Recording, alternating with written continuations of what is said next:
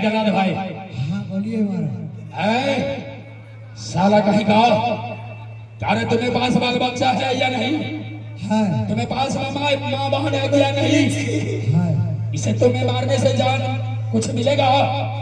हमको पाउरुदर सिंह का ऑर्डर है। सुनो, हाँ मैंने तुम्हें कुछ पैसा दिया देता हूँ, इसकी बाद तुम जाओ जंगल में सियार किधर कुत्ते का दाव से मार के घर कर हवाले कर दीजिएगा। छोड़ो इसे।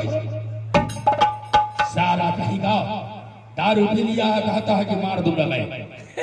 सुनिए जल्लाद भाई, आपको इसको जान बकस दीजिए। 2-4-10 रुपया जो भी होगा वो मांग चांग कर आपको दे देगा। अगर महाराज का आदेश है तो देवा पंडित का बात समझिए और मेरा भी बात समझिए। तो साले तुमको टंगड़ी धोके छीन के फेंक देंगे जंगलों में। जाइए महारानी फूला। भाभी फूला, एक बात मैंने जला से तय कर लिया हूँ। भाभी फूला सुनो, भाभी भाभी फूला,